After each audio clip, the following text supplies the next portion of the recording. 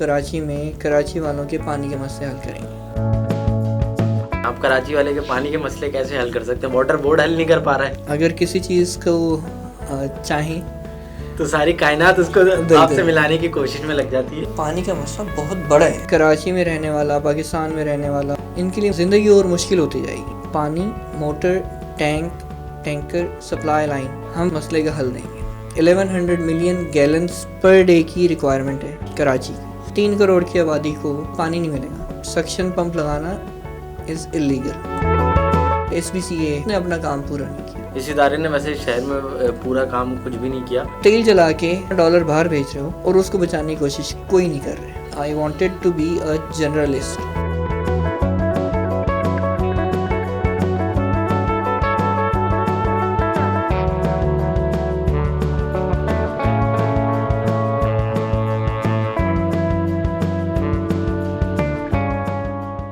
अस्सलाम वालेकुम, welcome to the another episode of scoop cast. और आज मेरे साथ बड़ी डायनेमिक स्टार्टअप मौजूद हैं। अनसब नकवी इनका नाम है और ये बड़ी आसानियां पैदा करते हैं लोगों की ज़िंदगी में। अनसब मेरे साथ मौजूद है, इनसे ही जानेंगे कि किस किस्म की आसानियां पैदा करते हैं ये लोगों की ज़िंदगियों में और किस तरीके से उनकी ज़िंदगी को आसान बना देते हैं। अनसब, पहले तो सबसे पहले बहुत शुक्रिया, आपने वक्त दिया अपना।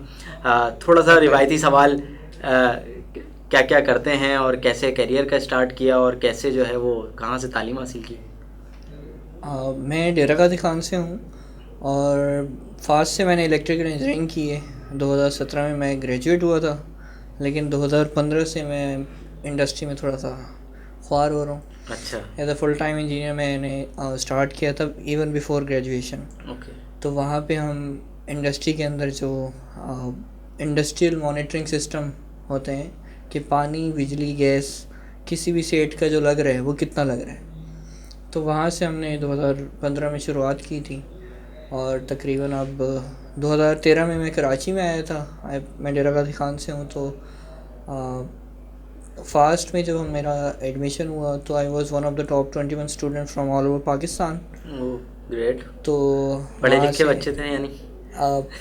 बस एक कह सकते हैं कि एक किस्मत भी थी। अच्छा। और दूसरा ये था कि फोकस हमेशा से एक ही था। सही। तो जब यहाँ पे 2013 में कराची में आया तो मैंने देखा कि भाई यहाँ पे क्या मामला आते हैं। ऑब्ज़र्व करने का एक कह सकते हैं ना कीड़ा होता है, तो वो ज़्यादा था। अच्छा, ज़बरदस्त। तो ये वैसे हर किसी में होता नहीं है कि ऑब्जर्वेशन का इतनी ऑब्जर्वेशन कीनली जो है ना वो लोग करें उम्मी तौर पे, खास करके मसाइल की तरफ। तो हर चीज़ में कि भाई ये क्यों हो रहा है, कैसे, क्या है, किस वजह से हो रहे हैं। तो 2013 से यहाँ के मामला बड़े ख़राब थे कराची के। और मैं पंजाब से आया था, वहाँ थोड़ा सा रिलेटिवली ना कम मसाइल थे। हाँ, जो सर्विसेज के हवाले से हैं, मियार ज़िंदगी होता है ना एक, कि वहाँ पे थोड़ा सा बेहतर है। तो यहाँ पे आने के बाद कि मैं फास्ट के हॉस्टल में, बड़े अच्छे हॉस्टल में रहता था, लेकिन वहाँ पे भी कुछ मसाइल थे। तो वहाँ से चीज़ों को ऑब्ज़र्व किया। बहुत अच्छे मेंटर्स मिले यूनिवर्सिटी के टाइम में भी और यूनिवर्सिटी से बाहर भी, जिन्होंने शेप किया कि फ्यूचर में ये होने वाला है। तो वहाँ से चीज़ें हमने पकड़ी। मैंने पर्सनली US बेस्ड स्टार्टअप्स के साथ, सिंगापुरियन बेस्ड स्टार्टअप्स के साथ काम किया। We used to develop products for US and Singaporean markets. तो हम वो किक स्टार्टर, एक आपने सुना होगा। बिल्कुल बिल्कुल, किक स्टार्टर। तो वो क्राउड सोर्सिंग प्लेटफॉर्म है। तो वहाँ पे कैंपेन्स लॉन्च करके हम प्रोडक्ट लॉन्च करते थे वहाँ पे। तो वो एक काफ़ी मिक्स्ड किस्म का एक्सपीरियंस था जिसको हमने यूटिलाइज़ किया इस पर्टिकुलर स्टार्टअप के लिए, आसानी.io के लिए। अच्छा, वैसे एक सवाल कि स्टार्टअप में काम करने का एक्सपीरियंस कैसा रहा? क्योंकि उमूमी तौर पे अभी हम पाकिस्तानी सोसाइटी की अगर बात करें और हम किसी इंडस्ट्री में जाते हैं, बीइंग प्रोफेशनल जर्नलिस्ट, तो हम मीडिया इंडस्ट्री को देखते हैं या दीगर इंडस्ट्रीज़ को देखते हैं ना, तो लोग बड़ी इंडस्ट्रीज़ की तरफ तो जॉब्स लेने के लिए आसानी से चले जाते हैं, लेकिन स्टार्टअप में जॉब करने को जो है ना वो हिचकिचाते हैं। पता नहीं सैलरीज़ के मसाइल हो जाए, उनका सिस्टम क्या होगा, ऑर्गेनाइजेशनल सिस्टम क्या होगा, कल्चर क्या होगा, 2-4 लोग होंगे, काम कर रहे होंगे, कभी भी ऐसा ना हो कि कभी गायब हो जाए। ये वाली थिंकिंग जो है ना वो आपके माइंड में हमेशा से होती है और ख़ुसूसी तौर पे पाकिस्तानी माइंड में। तो उसमें वो एक्सपीरियंस आपका कैसा था? देखिए मैंने मतलब वो होता है ना कि कुछ लोगों को फोकस करने का थोड़ा सा मौका मिल जाता है, ऐसा माहौल मिल जाता है कि वो कुछ सख्त फैसले ले लेते हैं। हर बंदे का स्टार्टअप एनवायरनमेंट को ज्वाइन करने का कैलिबर नहीं होता। उसके मामला जो है ज़िंदगी के, उसके ऊपर रिस्पॉन्सिबिलिटीज़ कितनी है, उसने फ़ौरन ग्रेजुएट होते ही घर में पैसा देना है नहीं देना, रिस्पॉन्सिबिलिटीज़ पूरी करनी है। तो मैं प्रिविलेज था, मुझे घर में किसी को सपोर्ट नहीं करना था। तो मैंने शुरू से ही स्टार्टअप का जो सर्कल था वो ज्वाइन किया, डिफरेंट स्टार्टअप्स को एक्सप्लोर किया, and it was a very tough experience and very rewarding and learning experience. Tough in a sense कि जब स्टार्टअप होता है उसमें कोई चीज़ स्ट्रक्चर्ड नहीं होती। इवन के जो सीईओ लेवल के बंदे होते हैं, अगर वो इतने एक्सपीरियंस नहीं है बिज़नेस के अंदर, तो you have to learn a lot of things कि आपको गाइडेंस पीछे से मिल नहीं रही, आपके एसओपीज़ नहीं बने हुए, स्ट्रक्चर्स नहीं बने हुए, आपके डिपार्टमेंट्स नहीं है। It's a very small kind of resource setting जहाँ पे आपको परफॉर्म करना है और समटाइम्स आउट परफॉर्म करना है, कि गेट थिंग्स डन वाली मैंटेलिटी के साथ काम करना है। सो उससे ना बंदे का जो शार्पनेस है, लेवल है, या प्रॉब्लम सॉल्विंग स्किल सेट है, कि भाई आपने वो जो डिग्री का एक वो पर्चा लिए है वो मैटर नहीं करेगा। आप जब ऑन फील्ड ग्राउंड के अंदर जाके उस सेठ का, जिसके पास आप काम कर रहे हो, सेठ ही अल्टीमेटली, या स्टार्टअप फाउंडर कह लें हम उसको, उसका भी मसला हल करोगे और उसके कस्टमर का भी मसला हल करोगे, तब जाके आपको ही पैसे मिलेंगे और उस स्टार्टअप को ही मिलेंगे। तो जितने टफ़ प्रोसेस से शुरू में बंदा गुजर के चीज़ें एक्सप्लोर कर ले, उसे बाद में टाइम नहीं मिलता। तो आई वाज लकी, मेरे एक प्रोफेसर थे, तो उन्होंने मुझे रिकमेंड कर दिया कि भाई उनके दोस्त का एक स्टार्टअप था। मैंने 2015 में उन्हें ज्वाइन किया, वहाँ से प्रोडक्ट डेवलपमेंट सीखी, इंडस्ट्रियल लेवल पे जाके अकेले काम कर रहे हैं। थर्ड ईयर का स्टूडेंट को कुछ नहीं पता होता, इनफैक्ट उसे बात भी नहीं करनी आती, उसे गेट पास भी नहीं करना आता कि मैं यहाँ से आया हूँ। तो उसमें वो जो स्किल सेट था ना कि भाई आप मैदान में छोड़ दें, मतलब वहीं पे ऑन ग्राउंड स्किल सेट जो एक्वायर करेगा ना, वो लॉन्ग टर्म के लिए बड़े बेनिफिशियल होते हैं। तो हर बंदे के लिए जर्नी नहीं होती, इट्स वेरी टीडियस, टायरिंग, 18 घंटे अभी भी काम करना पड़ता है समटाइम्स। इतने साल की 7 साल की मेरी स्टार्टअप इकोसिस्टम में वर्किंग है, जहाँ पे इंटरनल लेवल से मैंने इंजीनियरिंग मैनेजर से लेकर operations, brand building, product development, hardcore engineering की सारी चीज़ें की हुई हैं। उसके बाद भी इतना काम करना पड़ता है आज के दिन तक। तो हर बंदे का कैलिबर नहीं होता, हर बंदे का वो एप्टीट्यूड या हंगरनेस नहीं होती कि भाई मैंने इतनी ख्वारी वाली ज़िंदगी शुरू के कुछ सालों में करनी है। तो वो कहते हैं ना कि अगर किसी चीज़ को चाहें तो सारी कायनात उसको आपसे मिलाने की कोशिश में लग जाती है। बिल्कुल। तो उसमें ये था कि मैंने जॉब नहीं करनी थी, और मेरा माइंडसेट वैसा नहीं था कि एक स्पेसिफिक सीट पे जाके बैठें और पर्टिकुलरली फोकस एरिया के अंदर काम करें। I wanted to be a generalist, right. तो जर्नलिस्ट जो होता है, ये जर्नलिस्ट और स्पेशलिस्ट, ये वो वाली डोमेन का है। अच्छा मैं समझा अब आप मेरी तरफ आ रहे हैं। मैंने कहा मैं क्लैरिफाई कर दूं, जर्नलिस्ट आप मेरी तरफ आ रहे हैं, मुझे फील हुआ कि आप मेरी तरफ आ रहे हैं। नहीं आपकी सीट सिक्योर्ड है। हाँ, मेरी सीट सिक्योर्ड रहनी चाहिए। तो स्पेशलिस्ट होता है कि भाई वो अपने डोमेन में होता है, वो उसका एक स्किल सेट होता है, उसकी एक रिक्वायरमेंट होती है, वो एक पर्टिकुलर, फॉर एग्जांपल नासा में काम कर रहे हैं, कोई रिसर्च एंड डेवलपमेंट में काम कर रहे हैं, या किसी एक फील्ड के अंदर काम कर रहे हैं, वो अच्छा काम कर रहे हैं। लेकिन अगर आपने कोई बड़ा इम्पैक्ट क्रिएट करना है तो आपको बहुत सारे स्किल सेट आने चाहिए। हो सकता है आप किसी एक मल्टी टैलेंटेड बंदा होना चाहिए। बिल्कुल, इसको स्किल स्टैकिंग कहते हैं। सही।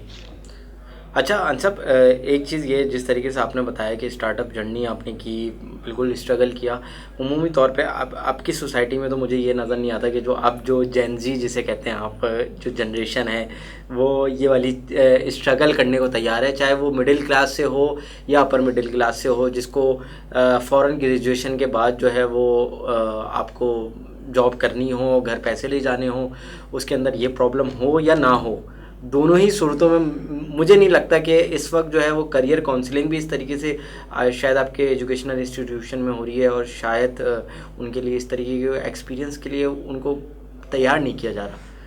उमूमी तौर पे ऐसा लगता है आपको कि अब आप क्योंकि एक स्टार्टअप इकोसिस्टम में काम कर रहे हैं, तो उमूमी तौर पे आपके पास लोग भी आते होंगे जिनको आप जॉब्स पे भी हायर करते होंगे, या यंग जनरेशन के साथ काम भी करते होंगे? बिल्कुल ऐसे ही है। जेनजी थोड़े से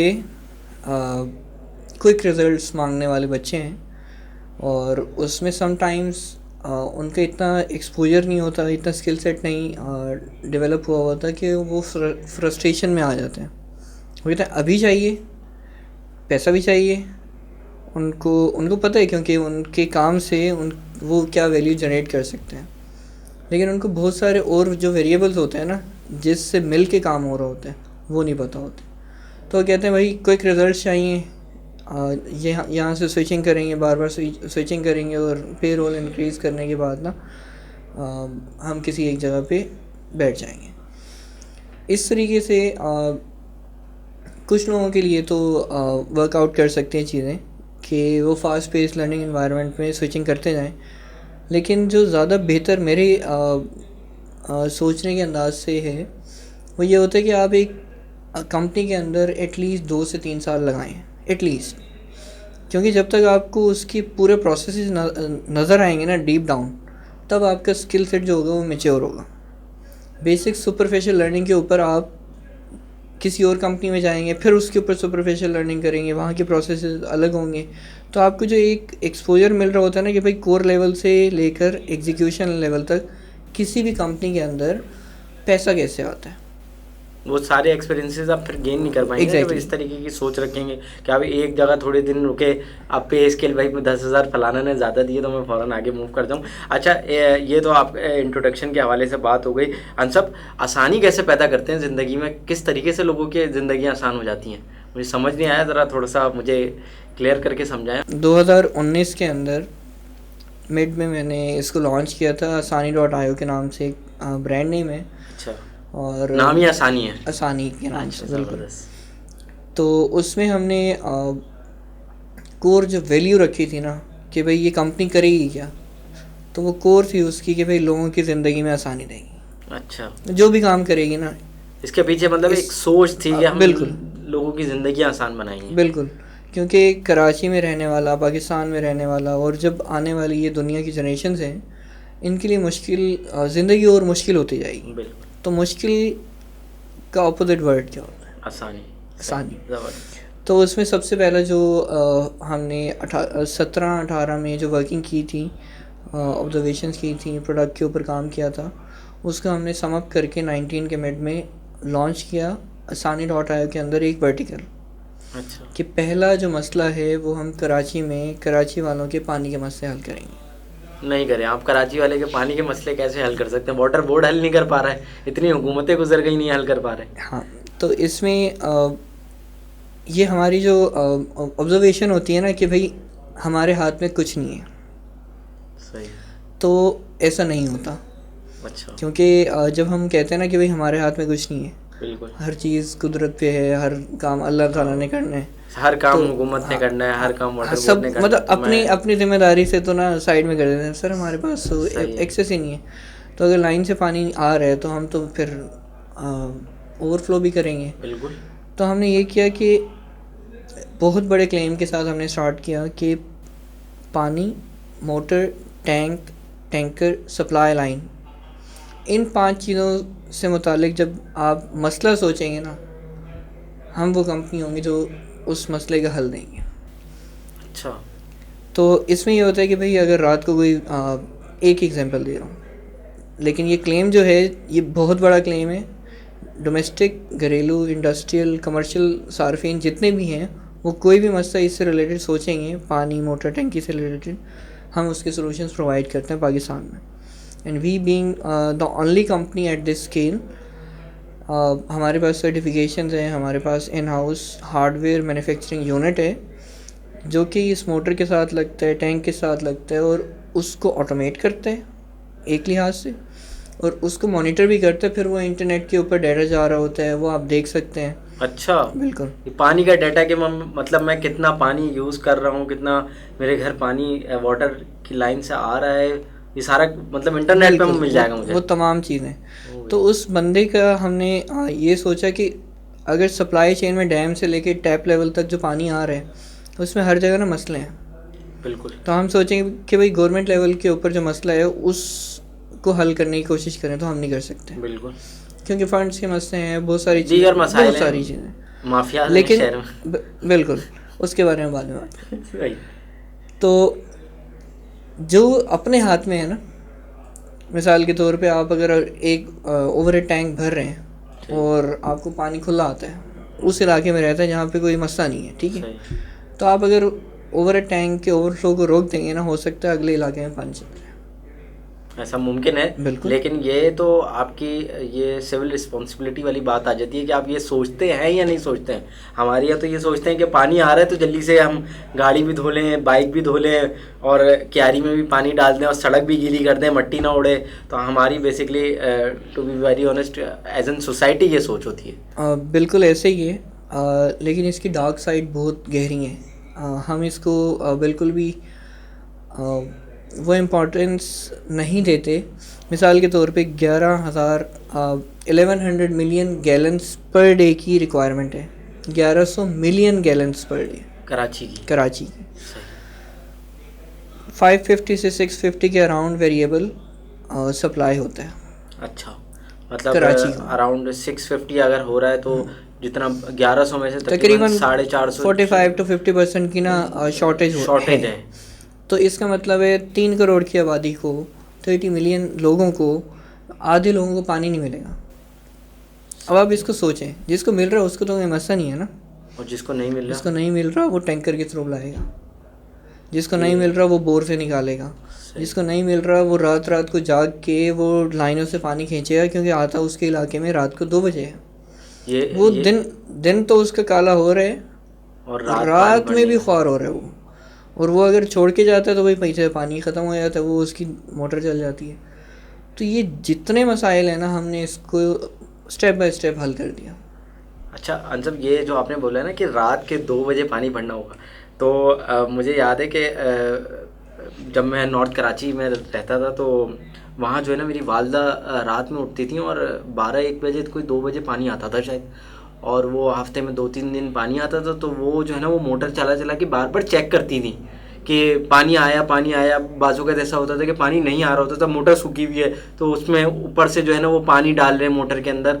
तो ये बड़ा क्राइसिस है। और इसके साथ साथ जो है वो ये तो आपने देख लिया, अब तो वहाँ पानी आता है, लेकिन कुछ एरियाज़ में ये मसाइल हल हुए भी हैं अभी एज एन गवर्नमेंट लेवल पर जब एक्शन हुए तो मसाइल हल हुए भी।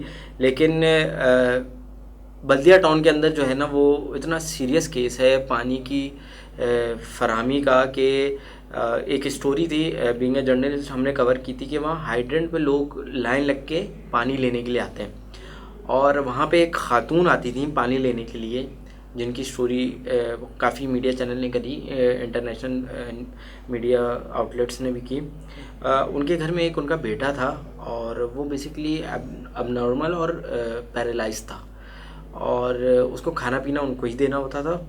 और वो जो पानी लेने के लिए आती थी ना 2 गैलन पानी, वो सुबह से लगती थी और शाम में घर जाती थी पानी लेकर।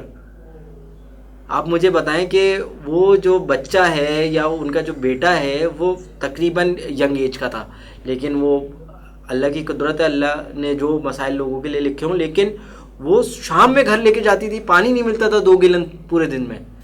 मतलब आप ये, मैं कराची की बात बता रहा हूँ, ये आपको बल्दिया टाउन में इस तरीके की सिचुएशन है। जो बल्दिया के व्यूवर्स देख रहे होंगे वो समझेंगे इस बात को। फुटबॉल ग्राउंड के एरिया के इर्द गिर्द जो है ना वो पानी का इतना क्राइसिस है। बिल्कुल, ये एक स्टोरी है, ये एक स्टोरी है, लेकिन आप जो मसाइल हल कर रहे हैं, मैं ये बता रहा हूँ कि इससे तो मैं भी गुजरा हूँ। मतलब अगर मैं देखूँ तो अब मैं गुजर नहीं रहा हूँ, अब मैं अपार्टमेंट में रहता हूँ, पानी खुद से चढ़ जाता है और वो 24 घंटे अवेलेबल है, क्योंकि वो साथ में जो है वो बोर भी हुआ है और दीगर मामलात भी हैं। लेकिन जो प्रॉब्लम मैंने फेस की वो उमूमी तौर पे कराची वाले फेस करते हैं और आप उसको हल कर रहे हैं, और उसके साथ साथ क्या किस तरीके के इस चीज़ को पूरा लेके चल रहे हैं, और किस तरीके से आपका और मज़ीद सिस्टम चलता है उसके बारे में थोड़ा सा। देखिए, ये एक प्रॉब्लम जो आपने या एक स्टोरी सुनाई, हमारे पास ऐसी हज़ारों स्टोरीज़ हैं। जब हमने पानी का मसला हल करना शुरू किया तो जो पहला कस्टमर था, वो जैसे आप स्टोरी सुना रहे हैं ना, वो कस्टमर था हमारा, he was like 70 year old. Shah Faisal में एक बुज़ुर्ग रहते थे और वो ग्राउंड फ्लोर पे आके हफ्ते में 3 दिन 4-4 घंटे बैठे रहते थे। ओके, कुर्सी लेके पानी भरने के लिए। बिल्कुल, क्योंकि वो बुज़ुर्ग थे, वो बार बार ऊपर नीचे आ जा नहीं सकते थे, तो वो सिर्फ़ और सिर्फ 4-4 घंटे 3 दिन हफ्ते के अंदर वहाँ बैठते थे पानी भरने के लिए। तो जब उनका सिस्टम लगाया ना, मुझे लगता है शायद उन्हीं की दुआएं लगी कि हमने आगे इतने बड़े बड़े काम किए। फिर एक मस्जिद थी, दूसरे कस्टमर जो हमारा, दूसरी जो साइट हमने डिप्लॉय की, वहाँ पे उनके 3 बच्चे थे और जो मौज़िन साहब थे वही सारे मामलात देखते थे मस्जिद की। बहुत बड़ी नाज़माबाद की मस्जिद थी, और जो उनका हुजरा कहते हैं या एक साइड में क्वार्टर्स होते हैं ना, वहाँ पे टैंक था एक ही रूम के अंदर, और वहीं उसके साथ बच्चे सोते थे ज़मीन पे। तो जब भी टैंक ओवरफ्लो होता था, क्योंकि सिस्टम तो कोई ऑटो लगा हुआ नहीं है, बस चला के वो बड़ी मुश्किलों से भरते हैं, और उसके ऊपर पूरी मस्जिद का लोड है। तो रात में उनकी बड़ी मुश्किल होती थी कि भाई बच्चे सारे बिस्तर गीले हो गए। तो वो जो 2 स्टार्टिंग पॉइंट्स थे, मुझे लगता है कि वहाँ से हम और ज़्यादा पैशनेट तरीके से हमने इसके बारे में डिटेल सोचा कि बेशक टैंकर आता हो, बोर से आता हो, सप्लाई लाइन से आता हो, और टाइमिंग्स में आता हो, लीकेजेस हैं, बिजली की मोटर ख़राब हो रही है, जितने मसले आप सोच सकते हैं ना, हम ये हार्डवेयर डिवाइसेस लगाते हैं जो इंटरनेट से कनेक्टेड होती हैं, उसके थ्रू हल कर देते हैं। लेकिन यहाँ पे रुके नहीं, हमारा एक और वर्टिकल है जिसमें हम यही काम बड़े स्केल के ऊपर इंडस्ट्रियल और कमर्शियल लेवल को भी देते हैं। अच्छा। तो इसमें एक हाई राइज कराची में 32 स्टोरी अपार्टमेंट बिल्डिंग है, तो सिर्फ उसका एक पंप ही 10-15 लाख रुपए का होता है, जो कि ऊपर तक पंप कर रहा है। तो उसको बचाना, उसकी मेंटेनेंस ना आने देना, मतलब उस जो सिस्टम लगता है वो मेंटेनेंस से बचाता है कि ख़राब नहीं होने देता। पानी का मसला भी हल हो रहा है और आपके मेंटेनेंस का मसला भी हल हो रहा है। बिल्कुल। तो वो बड़े स्केल के ऊपर इंडस्ट्रियल लेवल के ऊपर करते हैं। फिर उसमें बिजली, क्योंकि पानी का जो सिस्टम है ना, हम समझते तो हैं कि भाई चले पानी की तो कोई बिल नहीं आता, मीटर नहीं लगे हुए, बहुत सारी चीज़ें हैं, लेकिन पानी का जो सिस्टम होता है वो एक एनर्जी सिस्टम होता है। ये पूरी सप्लाई चेन जो है ये एनर्जी सप्लाई चेन होती है। मिसाल के तौर पे कहीं से भी डैम से पंप हो रहा है आगे, या ग्रेविटी के थ्रू आ रहा है, लेकिन वो हाइट या एलिवेशन के लिए बड़े बड़े पंप्स लगे हुए होते हैं बड़ी सप्लाई लाइन पे।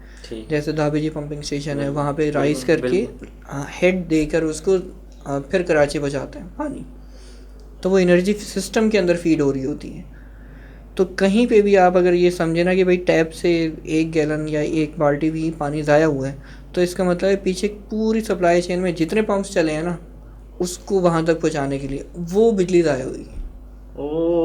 इसको ऐसे समझे। ये अब आप ये सोचे कि रोजाना की बुनियाद पे पानी तो ज़ाया हो ही रहा है हमारे शहर में, लेकिन वो बिजली कितनी ज़्यादा, हम रोना यही रो रहे होते कि हमें रात में 10 बजे हम जो है ना वो शहर के मार्केट बंद कर दें और किसी तरह बिजली बचाओ, तो हम बिजली तो रोज़ाना की बुनियाद पे और सेकंडों की बुनियाद पे बेशक ज़ाया कर रहे हैं। बिल्कुल, ये हो गया यहाँ तक का। फिर घर हो गया, इंडस्ट्री हो गई, कमर्शियल यूनिट हो गया। ये जो आपका ओवरहेड टैंक होता है या अंडरग्राउंड टैंक है, ये आपकी एनर्जी स्टोरेज है। अच्छा, वो कैसे?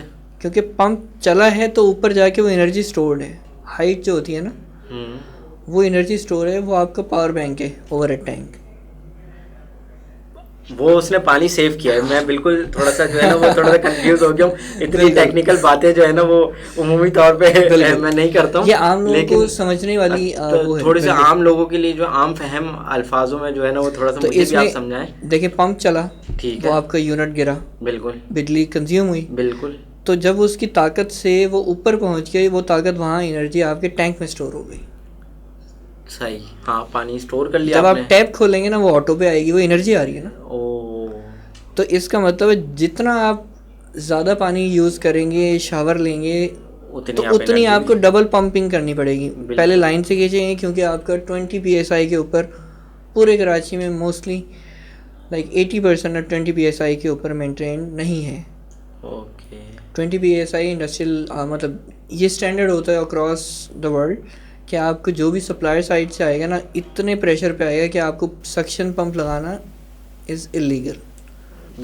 लेकिन हमारे यहाँ तो वही लग जाता है ना। तो यहाँ पे लगता है कि भाई क्योंकि जो बिल्डिंग कोड्स हैं वो फॉलो नहीं होते कि भाई इस हद तक आप अपनी बिल्डिंग की हाइट बढ़ा सकते हैं, यहाँ पे इतना बंदा रह सकता है। जहाँ पे 10 बंदे रहने थे जिस स्क्वायर फीट के ऊपर, वहाँ तो 400 बिल्कुल लोग वो रह रहे होते हैं। पॉपुलेशन डेंसिटी जो है ना ये वो इतनी हाई हो गई है कि जो लाइन साइज बिछा हुआ है 2 इंच का, 4 इंच का, 6 इंच का, वो इतना ओवर यूटिलाइज हो रहा है या उसकी कैपेसिटी इतनी कम है क्योंकि ये बड़ी इन्वेस्टमेंट्स होती हैं, पाइपलाइन बिछाना, पूरी रोड उखाड़ना, ये सारा कुछ करना। तो ये सारा मैसअप उसी वजह से क्रिएट है क्योंकि ये बिल्डिंग कोड्स और we call it SBCA problem, क्योंकि उसने अपना काम पूरा नहीं किया। बिल्कुल, इस इदारे ने वैसे शहर में पूरा काम कुछ भी नहीं किया। साथ साथ जो है सब इंडस्ट्रीज़ में किस तरीके से आप इस टेक्नोलॉजी को जो है वो इस्तेमाल कर रहे हैं?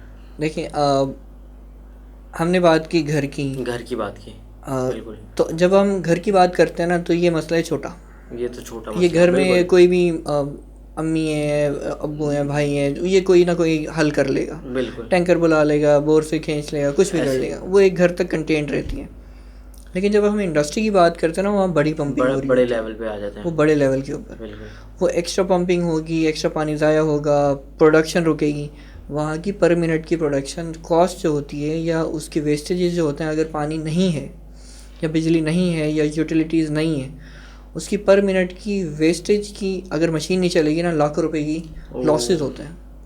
अब आप इसको ऐसे समझें कि आपने एक पूरी फैसिलिटी बनाई, उसके अंदर कपड़ा बनेगा, ठीक है, 200 बंदा हायर किया, मशीनें रखी करोड़ों रुपए की, ठीक है, वहाँ पे बिजली नहीं है, हाँ, तो उसके लिए आपने जनरेटर लगा लिया, वहाँ पे डीजल डालूंगा उसमें डीजल डालेंगे, वो सप्लाई चेन आपकी सॉर्टेड है क्योंकि डीजल तो मिलता है। फिर आपके पास दूसरी चीज़ें आती है पानी, क्योंकि कपड़ा बनाने के लिए या उसको मैन्युफैक्चरिंग के लिए पानी, डाई करने के लिए या कोई भी स्टेज है ना, पानी चाहिए होता है। किसी भी इंडस्ट्री, ये सिर्फ टेक्सटाइल की बात करें अगर हम, ये हम उसकी बात करें अभी, और बहुत सारी इंडस्ट्रीज होती हैं। तो अगर पानी नहीं है तो आपका जो 200 बंदा है और जो मशीन है वो तो पर मिनट के लिए आपको लॉस कर रही है, वो तो लॉस कर रही है, बिल्कुल। और ये किसी को पता ही नहीं है कि भाई पानी कितना मौजूद है वहाँ पे, एक एक बंदा, क्योंकि बंदे की कॉस्ट सस्ती है, पाकिस्तान में सस्ता होता है जो घंटे होते हैं, बिल्कुल बिल्कुल, तो पर आवर वेज के हिसाब से पाकिस्तान कैलकुलेट करें तो हम सस्ते हैं, बिल्कुल। लेकिन उसको रिफ्लेक्ट करें अगर प्रोडक्शन लॉसेस के ऊपर, वो तो बहुत ज़्यादा बढ़ जाएगी, वो कोई कैलकुलेट ही नहीं करता। वो कहते हैं हाँ ठीक है चले, डॉलर में कुछ आ रहा है ना, परसेंटेज आ रही है। तो इस वक्त जब पानी की इतनी ज़्यादा शॉर्टेज हो गई है जिसमें उसको पता ही नहीं है कि पानी कितना मौजूद है, पंप कितना चला, और बहुत सारी चीज़ें जो उसके मोबाइल के ऊपर या डाटा स्क्रीन के ऊपर नहीं आ रहा, तो इसका मतलब वो बाय डिफ़ॉल्ट अपने वेस्टेजेस कर रहे हैं। कोई सिस्टम नहीं लगा हुआ तो इसका मतलब वहाँ 30% इम्प्रूवमेंट के चांसेस हैं। अगर वो 100 रुपये बनाते हैं या 70 रुपये बनाता है तो वो 100 रुपये बना सकता है, सही, वो अपने प्रॉफिट को भी इंक्रीज़ कर सकता है, प्रॉफिट ही इंक्रीज़ करेगा ना। और अल्टीमेटली वो जो सस्टेनेबिलिटी फैक्टर है, मिसाल के तौर पे कंजम्पशन जो होती है ना, फॉर एग्जांपल अगर एक फैक्ट्री ने 100 गैलन यूज़ करना था पानी, 100 यूनिट यूज़ करने थे बिजली के या गैस के, MMBTU कहते हैं, ये 100 यूनिट एक एक्स फैक्टर में यूज़ करने थे, लेकिन अगर पानी की कॉस्ट सस्ती भी है और वो ज़्यादा यूज़ हो रहे हैं और उसके प्रॉफिट मार्जिन के अंदर आ रहे हैं, लेकिन वो इन्वायरमेंटल कॉस्ट तो बहुत ज़्यादा है, क्योंकि जब अगर वो टैंकर से बुलवाएगा और रोड पे आएगा वो टैंकर, तो हो सकता है किसी ना किसी का हाथ तोड़े, वो किसी ना किसी बंदे की जान लेगा वो, बिल्कुल बिल्कुल, राइट। तो आप डेली जो न्यूज़ कवर कर रहे होते हो उसके अंदर डेली किसी का हाथ जा रहा होता है, किसी की टांग जा रही होती है, डेथ हो रही होती है। तो वो सोशल इम्पैक्ट जो है ना that we are trying to create by saving these resources, कि जितना आप पानी, बिजली, गैस जब आपको पता होगा कि कितना सेव करना है तब आप बचाओगे भी। बिल्कुल। और उससे रिलेटेड जो आप इम्पैक्ट प्रोड्यूस करोगे, क्रिएट करोगे, वो दैट्स ह्यूज। क्योंकि आप डॉलर डिपेंडेंट या पेट्रो इकोनॉमी जिसे कहते हैं ना, वो है आपकी। बिल्कुल ऐसी है। आप तेल जला के अपना डॉलर बाहर भेज रहे हो और उसको बचाने की कोशिश कोई नहीं कर रहे। ओ देखिए ये कितनी कहाँ बड़ी, तक कनेक्ट होगी? ये कितनी बड़ी सोच है। और ये पूरी मतलब एक डिवाइस जो टेक्नोलॉजी जो आप फराम कर रहे हो, जिंदगियां सच में अब मुझे क्लियर हुआ है कि ज़िंदगी आसान लोगों की ना बन कैसे रही है। क्योंकि हम उमूमी तौर पे इस चीज़ को देखते या सोचते ही नहीं है कि पानी ज़ाया करना क्या होता है, पानी को बिजली ज़ाया करना क्या होता है, वो हम बेसिकली सोच नहीं रहे। और सारे मसले जो हैं वो एक ही मसले से कनेक्ट हुए हुए हैं। अच्छा अनसब, बहुत ही बड़ा जो है वो काम कर रहे हैं आप। पानी की जो है वो एक तो मैनेजमेंट हो गई, साथ साथ जो है वो हमारी इलेक्ट्रिसिटी मैनेजमेंट भी हो गई। और हम रोते रहते हैं कि हमारे मुल्क में जो है ना वो बिजली की एक कमी है, तो कभी 10 बजे हम बंद कर देंगे। और अब तो गैस की भी कमी है, 200% तक जो है ना वो हम अपने रेट्स को बढ़ा चुके हैं। वो भी यकीनी तौर पे शायद आपका आगे प्लान है या कर रहे हैं वो काम गैस मैनेजमेंट। देखिए, मैनेजमेंट पे हम वाटर के ऊपर फोकस्ड हैं, मॉनिटरिंग के अंदर हम यूटिलिटीज़ जितनी भी आ जाए। अच्छा, गैस भी आ जाए उसमें? यूटिलिटीज़ में पानी, बिजली, गैस, हवा, ये सारी आ जाती है। ओके। इंडस्ट्रियल लेवल के ऊपर। ओके। और डोमेस्टिक लेवल के ऊपर हम पानी के ऊपर फोकस्ड हैं, क्योंकि वी बिलीव दैट कि जो इसेंशियल ऑटोमेशन एंड मॉनिटरिंग है ना, वो मस्ट है इस टाइम। ठीक है। वो अगर आप नहीं कर रहे ना, आप गुनाह कर रहे हैं। सही, बिल्कुल सही, बिल्कुल सही। अच्छा अनसब, एक सवाल कि ये एक तो आपने शुरू किया, आपने अपने पहले कस्टमर की जर्नी भी बताई, फिर सेकंड कस्टमर की जर्नी भी बताई। लोगों का क्या एक्सपीरियंस था और उनका क्या आउटकम्स था जब उनका मसला हल हो गया? उन्होंने कैसा रिएक्ट किया कि मतलब क्या हो गया मेरी ज़िंदगी में यार, क्या कर दिया तुमने? यार इसको ना किसी वर्बल या उससे मैं समझा नहीं सकता। बस मैं एक स्टोरी सुनाऊंगा आपको। अभी रिसेंटली ITCN 23 हुआ था एक्सपो सेंटर के अंदर ना। वहाँ पे मुझे 50 लोग आके ना पर्सनली गले लगा के मिले। अच्छा। मेरी टीम को गले में लगा के, मतलब ऐसे ना। और दूर दूर से ना बंदे पकड़ के ले जा रहे हैं, सर ये हमारे घर में भी यही लगा हुआ है। ज़बरदस्त। तो वो जो चीज़ है ना कि भाई उनकी 50 साल 55 साल की जो वालदा थी, जो बड़ी परेशानी से 2 बजे के टाइम पे उठ के पानी भरती थी, उनका मसला ही हल हो गया। बिल्कुल। या वो टैंकर 20-20 हज़ार 30-40 हज़ार रुपये की टैंकर मंगवा रहे थे, अब उनकी कॉस्ट हो गई है 30% रिड्यूस। ओके। तो वो डायरेक्ट पैसा बचा है ना। सही, बिल्कुल बिल्कुल। तो और उसमें मतलब पैसा तो कोई भी बचा सकता है ना। हम कर रहे हैं, हम कहते हैं ऐसे 50 और वेंडर्स आएँ और पाकिस्तान में ये वाली चीज़ें और ज़्यादा एक्सपेंड हो। लेकिन वो जो एक्सपीरियंस है वो प्रोवाइड करना मेन चीज़ होती है कि भाई हमारा जो बंदा है वो मेंटली आसानी के माइंडसेट से जाएगा, वो बेल भी 3 सेकंड से ज़्यादा नहीं बजाएगा। अच्छा, ये ऑर्गेनाइजेशनल मतलब माइंडसेट की बात है कि मतलब इतनी आपने ये चीज़ों को रखा हुआ है कि आप आसानी पैदा कर रहे हैं, तो हर स्टेप में आपके जो है ना वो आसानी हो। बिल्कुल ऐसे ही कि जो लोग हैं ना वो बड़े मुश्किल में हैं। कराची में रहना, पाकिस्तान में रहना थोड़ा सा मुश्किल हो गया है। एक्सपेंसेस ज़्यादा हैं, इनकम कम है, मिसमैनेजमेंट है या और मामला बहुत सारे जो है ना, क्वालिटी ऑफ लाइफ जो है ना वो थोड़ी कम है। Though we are a resourceful country, लेकिन यार है ना थोड़ा सा मुश्किल हो गया है बनिस्बत बाहर के। उस सिचुएशन के अंदर अगर मैं किसी का मसला हल कर दूँ या मेरी कंपनी किसी का मसला हल कर दे या मेरे जो बंदे जा रहे हैं, जो टीम है, वो उसी तरीके से बात करे कि सर मसला है, हम आपका हल करेंगे, तो वो जो फीडबैक मिलता है ना वो हम वर्ड्स में नहीं बता सकते। वो उसकी आंखों में ना चमक होती है जब भी हमें देखता है। ज़बरदस्त। तो और यही कस्टमर हैं जिन्होंने घर पे लगवाया, ये हमें पकड़ के ना इंडस्ट्रीज़ में लेके जाते हैं। वो ग्रेट। समझ रहे कि भाई घर में तुम मसला हल कर दिया, अब आओ तुम उठाओ कंपनी में भी हल करो, कंपनी में आ जाओ, वहाँ बड़े मसले हल करो।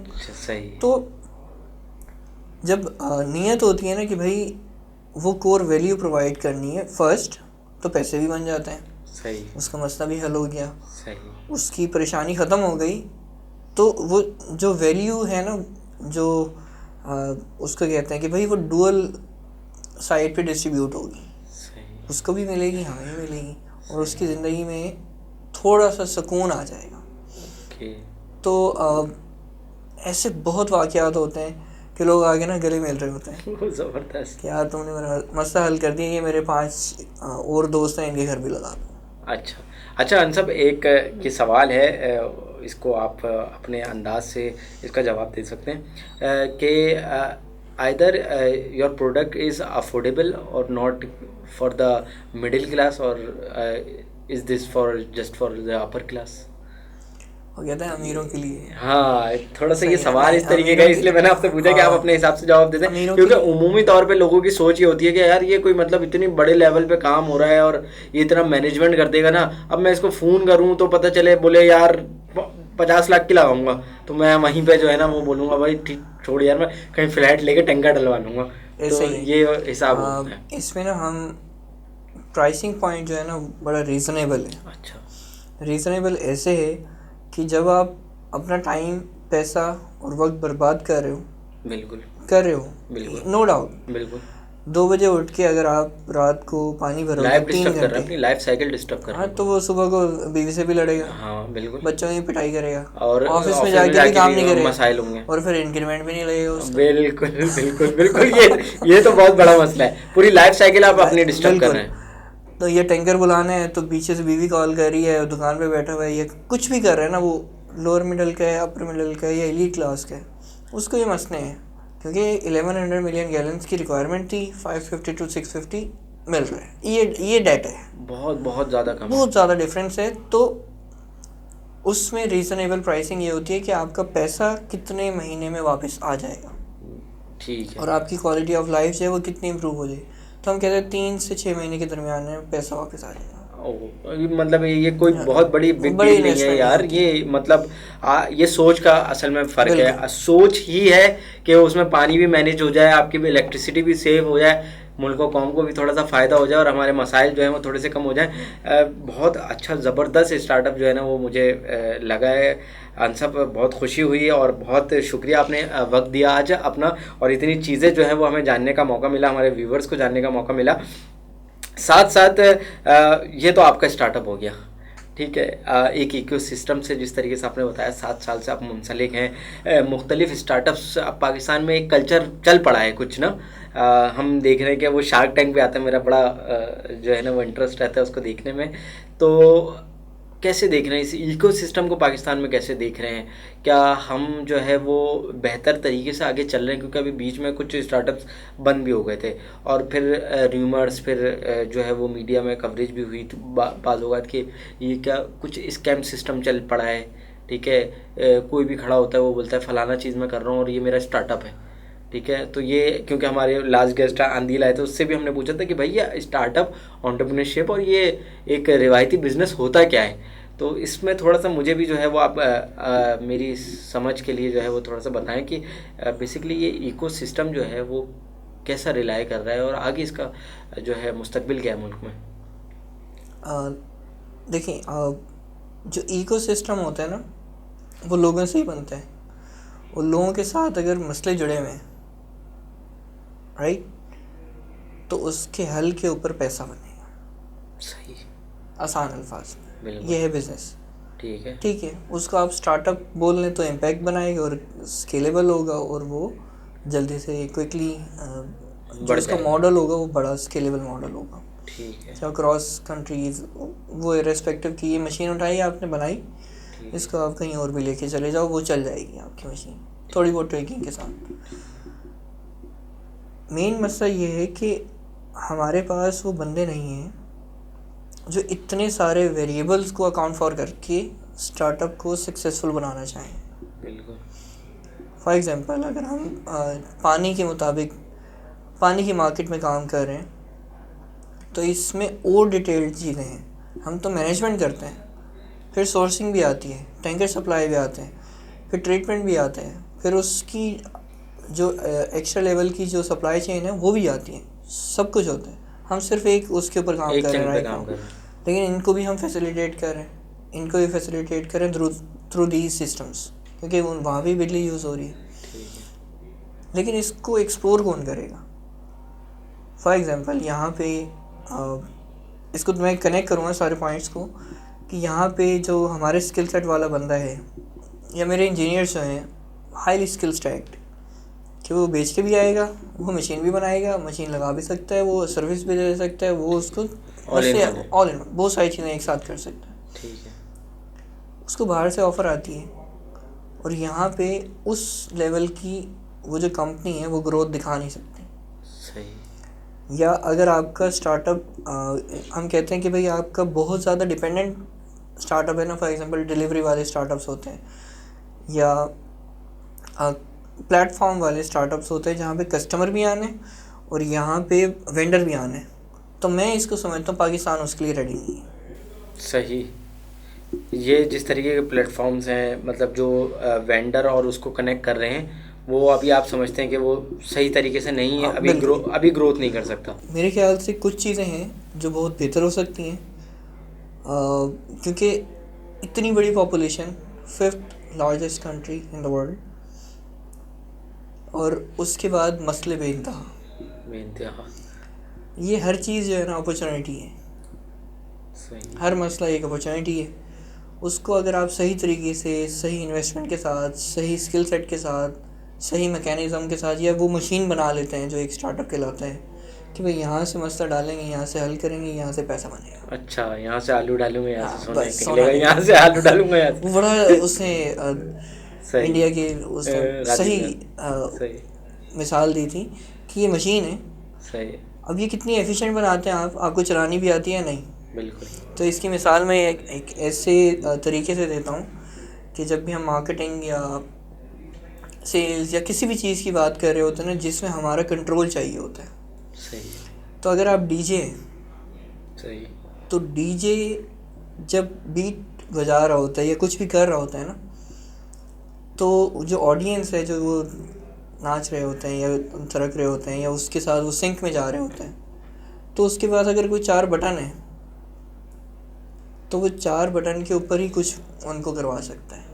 बिल्कुल ऐसी। राइट। ऐसी उसकी साइंस अलग है कि भाई वो हार्ट बीट से फ्रीक्वेंसी मैच करके उसको हाई एंड लो देता है, वो अलग चीज़ें हैं। सही। लेकिन अगर आपके पास एक 4 बटन वाली मशीन है और एक बंदे के पास 50 बटन वाली मशीन है, सही, उसके पास ज़्यादा कंट्रोल है।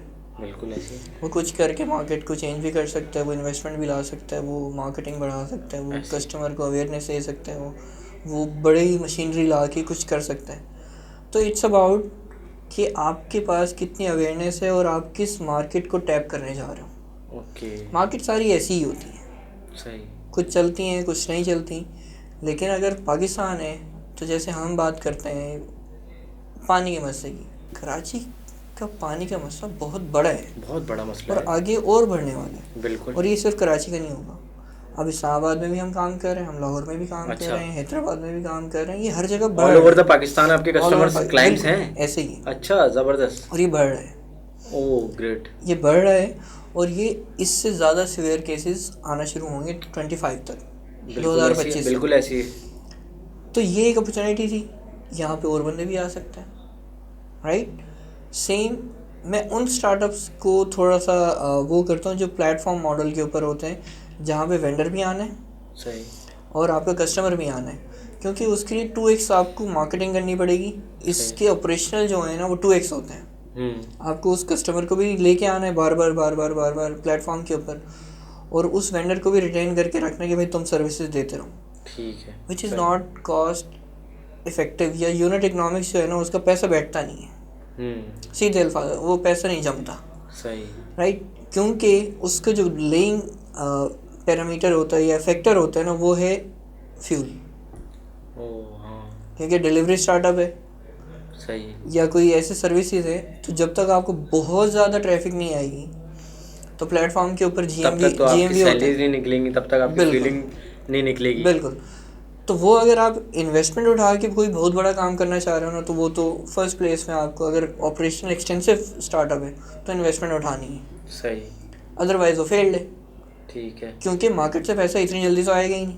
ठीक है। जितना डालोगे उसके बाद आप निकाल सकते हो। जितना आलू डालेंगे उतना ही सोना निकाल बिल्कुल सकते ऐसे ही। हैं। सही। तो ये वाले स्टार्टअप्स मेरा नहीं ख्याल कि यहाँ पे सक्सेसफुल हो सकते हैं इसमें जोन सी मशीनरी लगा लें। सही, ठीक है। राइट, क्योंकि वो डिपेंडेंट है पेट्रोल के ऊपर। हाँ, ये एक है नेगेटिव फैक्टर कि जैसे पेट्रोल बढ़ा उनकी ग्रोथ डाउन हो जाएगी, नेगेटिव। हमारे केस में या उन केसेस में जहाँ पे कुछ बच रहा होता है या कुछ एफिशिएंसी इंप्रूव कर रहे होते हैं या कोई ऐसी चीज़ जो न्यू टेक्नोलॉजी के तौर पे इंट्रोड्यूस करवा के कोई एक बड़ा काम कर रहे होते हैं, उसमें ग्रोथ फैक्टर ऐसा होता है कि जब भी आप का पेट्रोल या ऑयल प्राइसेस बढ़ेंगी तो आपका ग्रोथ फैक्टर भी उसके साथ बढ़ेगा, क्योंकि उसकी कॉस्ट बढ़ गई ना। बिल्कुल, समझ रहे हैं? जब बिजली की कॉस्ट बढ़ गई, तो आपकी चीज़ें की, अब आप उसको सेव करेंगे तो ऑब्वियस सी बात है सेविंग के लिए आप हैं। ऐसे ही। सही। तो वो सही, यूनिट इकोनॉमिक्स जो है ना, अगर वो बैठ रही हैं तो बिजनेस चलेगा। कस्टमर बहुत है, कस्टमर पाकिस्तान में कस्टमर बहुत है। वो आपके ऊपर डिपेंड करता है कि आप कौन से वाले डीजे हो। सही सही। अच्छा, इसके अंदर आसान अल्फाजों में अगर इसको चीज़ों को वो किया जाए कि आपने कोई स्टार्टअप अगर करना है या आप कोई बिज़नेस स्टार्ट करना चाह रहे हैं तो आपको ये देखना है कि मेरी सोसाइटी में क्या चल रहा है और मेरे सोसाइटी के क्या ऐसे मसाइल हैं या कोई ऐसी चीज़ है जिसको मैं हल कर दूं और उससे पैसा जनरेट कर लूँ मैं। या उमूमी तौर पे लोग सोचते हैं कि सामने वाली दुकान पे जो है ना वो अंकल की टक बिस्किट बिकता है और बहुत बिकता है, तो अगर मैंने टक की दुकान खोल ली तो टक बिकने लग जाएगा, और जब वो टक की दुकान खोलते हैं तो वो टक बिस्किट नहीं बिकता। ऐसा हमें तासुर लगता है कि उमूमी तौर पे जो चीज़ बिक रही होती है, ठीक है, ज़रूरी नहीं है कि उसकी ही नीड हो, और जिस चीज़ की नीड है वो हम उसको क्रिएट नहीं करना चाह रहे होते। बिल्कुल ऐसे ही होता है कि अगर आपका ये फोकस है ना कि वैल्यू क्रिएशन से पहले आपका पैसा बनेगा, तो वो पॉसिबल नहीं है। सही। वैल्यू क्रिएशन का बाय प्रोडक्ट है पैसा बनना, पैसा आएगा। सही। ऐसा हो ही नहीं सकता पैसा ना आए। आपने कोई वैल्यू ऐड करनी है, वैल्यू आप किसी का मसला हल करके दे देना। बिल्कुल। हम ये क्लेम करते हैं, हम किसी फैक्ट्री के बाहर जाए खड़े होंगे, किसी घर के बाहर जाए खड़े होंगे, हम उसका ना ये पानी वाला मसला, बिजली वाला मसला हल कर देंगे। सही है।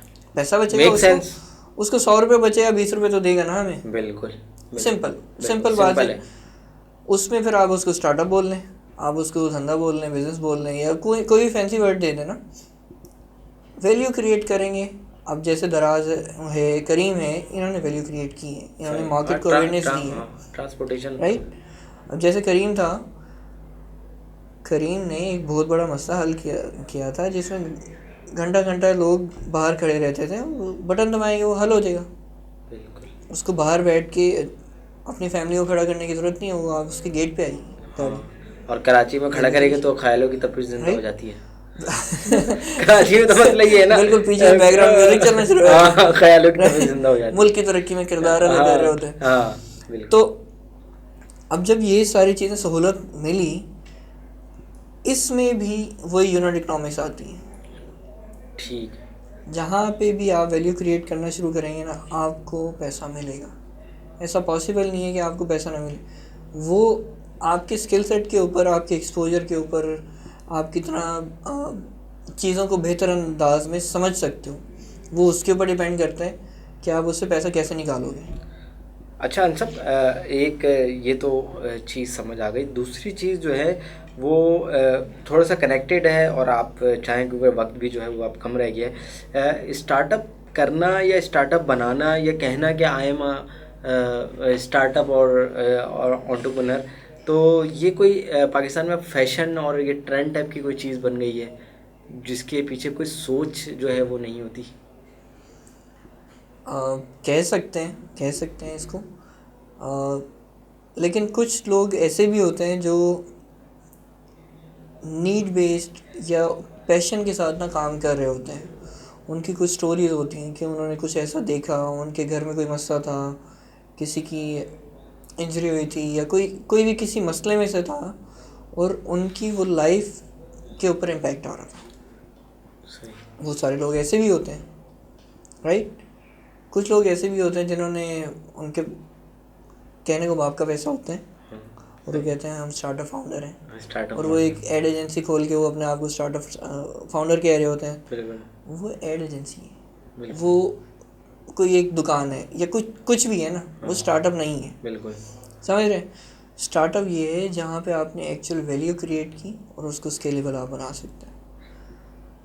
वो जो फैशन होता है ना कि अच्छा बच्चा कुछ नहीं कर रहा है, कुछ नहीं कर रहा है, स्टार्टअप किया हुआ है, अभी नया स्टार्टअप है, मेरा फाउंडर हूँ मैं। लेकिन जब वो एक्चुअल फील्ड के अंदर आता है ना, बंदा है या बच्चा है और वो फेलियर को देखता है, it's not a very easy journey. बहुत ज़्यादा मुश्किल होता है कि आपने अपने आप को प्रूव करना है। जो आइडिएशन या आइडिया लेके आप आए हो कि भाई मैं इस मशीन से इस आइडिया के अंदर ये फिट करूँगा, ऐसी मशीन बनाऊँगा, ये एक स्टार्टअप ही है ना। बिल्कुल। बेशक वो सॉफ्टवेयर का है, हार्डवेयर का है, वो कोई सर्विस है, कुछ भी है, ये मेरा आइडिया उस मशीन में फ़िट करूँगा, ऐसे ऐसे चलेगी। उससे बहुत सारे लोगों की एक्सपेक्टेशंस वाबस्ता हो जाती है। बिल्कुल। आपकी फैमिली आपको देख रही होती है। सही। आपके अगर बच्चे हैं तो बच्चे आपको देख रहे होते हैं कि भाई पापा स्टार्टअप करते हैं, पैसे नहीं कमाते हैं। हाँ बिल्कुल। अब पैसे नहीं कमाएंगे तो फिर वो मसले तो होंगे ना। बिल्कुल। तो हर बंदा इतने लेवल का प्रेशर जो है वो बर्दाश्त नहीं कर सकता। कुछ लगी होते हैं जिनके सक्सेसफुल हो जाते हैं, उनके काम चल पड़ते हैं। वो बहुत सारी चीज़ें होती हैं जिनमें मेहनत भी है और बहुत सारे अवामिल उसके अंदर कार फरमाए। आप जिस तरीके से आपने बताया कि आप यूनिवर्सिटी लाइफ से स्टार्टअप्स के साथ जुड़े, फिर उसके बाद एक एक्सपीरियंस लिया, मार्केट को समझा, प्रोडक्ट को समझा, प्रोडक्ट मैनेजमेंट को समझा, क्रिएशन को समझा और उसके बाद जाके कोई स्टार्टअप किया। ऐसे नहीं उठे कि आज मेरा दिल कर रहा है कि मैं एक फाउंडर बन जाता हूँ और अपना एक कार्ड छपा लूँगा, I am the CEO of this and that company, और वो जो है वो आप उसके अंदर लेकिन वैल्यू क्रिएशन ना कर रहे हो। आप सोच रहे हो कि टक बिस्किट तो बिक रहा है और मैं टक बिस्किट को जो है वो भेज दूँ। तो बहुत ही ज़बरदस्त जो है वो शहर हासिल गुफ्तगू, मैं यकीनी तौर पे थोड़ी सी सलीस उर्दू के जो है अल्फाज यूज़ कर रहा हूँ, रही आपके साथ अनसब, और बहुत कुछ मुझे भी सीखने को और समझने को मौका मिला। इसलिए वरना तो उमूमी तौर पे मैं हर पॉडकास्ट के अंदर जो है ना वो बीच में ना गेस्ट को इंटरप्ट भी करता रहता हूँ और चीज़ें जो है ना, लेकिन आज मुझे कुछ जो है ना वो लर्निंग्स मिल रही थी और इससे पहले हमारे जो गेस्ट रहे हैं उनके साथ जो है वो खासी चीज़ें सीखने को मिली। तो मैं बगौर जो है वो चीज़ों को सुनता रहा, समझता रहा कि आखिर हो क्या रहा है। क्योंकि सोसाइटी में उमूमी तौर पे वो मैंने टक वाली बात की ना कि वो उमूमी तौर पे मैं ये देखता हूँ कि इर्द गिर्द के अंदर जो मुझे यंग जनरेशन नज़र आती है वो ये कहती है हम फलाना स्टार्टअप पे काम कर रहे हैं, और स्टार्टअप जो है ना वो मुझे बाद में पता चलता है कि वो चाय का होटल खोलने पे जो है ना वो वर्किंग हो रही है। तो वो मुझे नहीं लगता कि कोई वैल्यू क्रिएशन करेगी। वैल्यू क्रिएशन जब होती है तो ही स्टार्टअप होता है, और उससे जो है ना वो अगर आप कोई बिज़नेस करना चाह रहे हैं तो वो पैसा भी आसानी से आपका फिर बन जाएगा। अंसब कोई एंडिंग नोट्स और कोई रिमार्क्स आप व्यूअर के लिए देना चाहेंगे अगर? बिल्कुल, इसको मैं सेकंड करूँगा कि जो फैंसी ग्लिटरी फाउंडर्स होते हैं वो उनके पीछे भी बहुत सारी जो लोग देख रहे होते हैं ना, जिनको फॉलो करने के बाद वो कहते हैं हमने स्टार्टअप इकोसिस्टम के अंदर आना है और फाउंडर या CEO लेवल की अपना नेम टैग लगाना है। बहुत बड़ी रिस्पॉन्सिबिलिटी होती है जो इमीडिएट लेवल के ऊपर ना समझ नहीं आती। आप 10 बंदों को एम्प्लॉय करोगे ना, 10 बंदों की फैमिलीज आपके साथ कनेक्टेड हो गई है। ये भी एक सोच है, पूरी जिम्मेदारी है आपकी। आपका एक डिसीजन जो है वो आपके स्टार्टअप को शट डाउन करेगा या आपकी कंपनी को शट डाउन करेगा। उनके 10 घरों के अंदर ना मसाइल बन जाएंगे। तो अगर एक बंदे का रिस्क आपके साथ जुड़ने से आपका बिज़नेस चल रहा है तो आपको हर जगह पे ना एक एक चीज़ आपने सोचनी है। तो ये सिर्फ नेम टैग नहीं होता, ये इतनी बड़ी रिस्पॉन्सिबिलिटी होती है कि आपने हर महीने पे पेरोल निकालना है। बिल्कुल। आपने कस्टमर्स को भी सेटिस्फाई करके रखना है। आपने बहुत सारी चीज़ें सिंगल हैंडेडली देखनी है। बिल्कुल।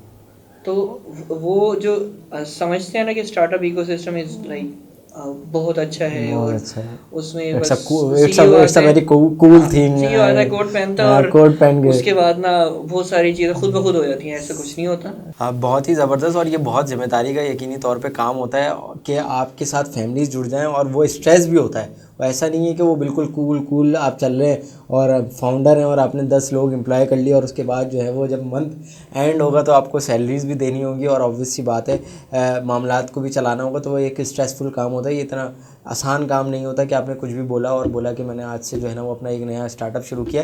थैंक यू सो मच अंसब, बहुत अच्छी गुफ्तगू रही, और इसी के साथ जो है वो आज के एपिसोड का अख्ताम करते हैं। यकीनी तौर पे जो है वो बहुत जल्द एक नए एपिसोड के साथ और एक नए गेस्ट के साथ जो है वो मुलाकात होगी। तब तक के लिए अल्लाह हाफ़िज़।